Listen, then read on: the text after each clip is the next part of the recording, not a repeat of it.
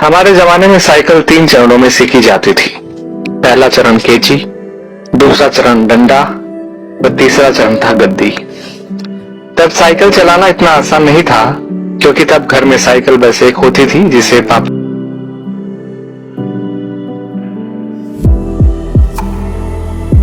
ही चलाया करते थे। तब साइकिल की ऊंचाई 24 इंच हुआ करती थी, जो खड़े होने पर हमारे कंधे के बराबर आती थी।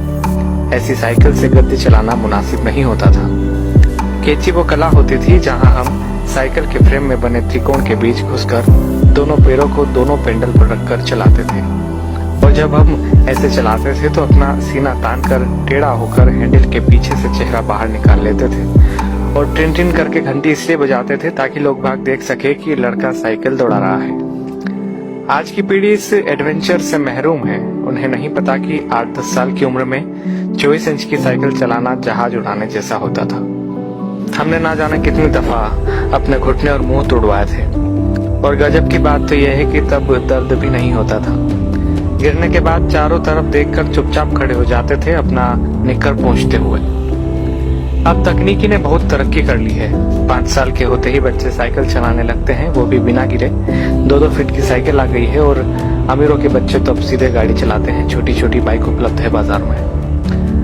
मगर आज के बच्चे कभी नहीं समझ पाएंगे कि उस छोटी सी उम्र में बड़ी साइकिल पर संतुलन बनाना जीवन की पहली सीख होती थी, जिम्मेदारियों की पहली कड़ी होती थी, जहां आपको यह जिम्मेदारी दे दी जाती थी कि अब आप गेहूं पिसाने लायक हो गए हैं। इधर से चक्की तक साइकिल डुगराते हुए जाइए और उधर से केची चलाते हुए घर वापस आइए। और यकीन मानिए, इस जिम्मेदारी को निभाने में खुशियां भी बड़ी गजब की होती थी। और यह भी सच है कि हमारे बाद केची प्रथा विलुप्त हो गई है। हम लोग ही दुनिया की आखिरी पीढ़ी है जिसने साइकिल चलाना 3 चरणों में सीखा था।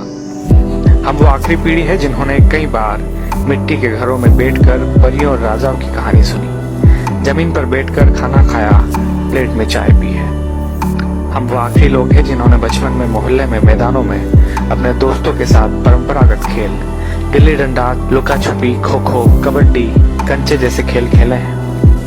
हम वो आखिरी पीढ़ी के लोग हैं जिन्होंने गम या बल्ब की पीली रोशनी में होमवर्क किया है और नोवेल पढ़े हैं। हम उसी पीढ़ी के लोग हैं जिन्होंने अपनों के लिए अपने जज्बात खतों में आदान प्रदान किए हैं।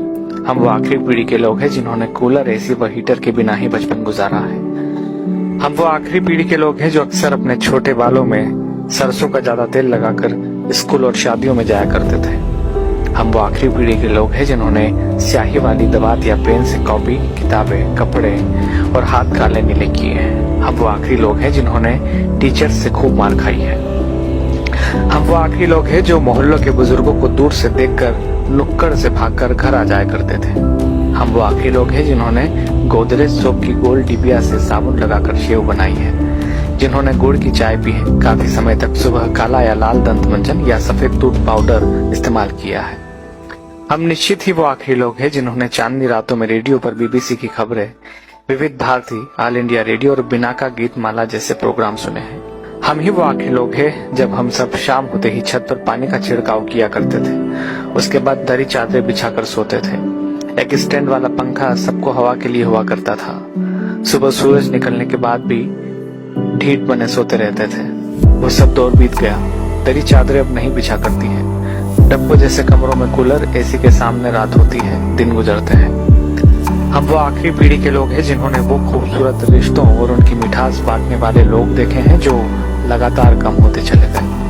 अब तो लोग जितना पढ़ लिख रहे हैं उतना ही खुदगर्जी, अनिश्चितता, अकेलेपन व निराशा में खोते जा रहे हैं। हम ही वो खुशनसीब लोग हैं जिन्होंने रिश्तों की मिठास महसूस की है। हम एकमात्र वह पीढ़ी है जिसने अपने माँ बाप की बात हमेशा मानी है और बच्चों की भी मान रहे हैं।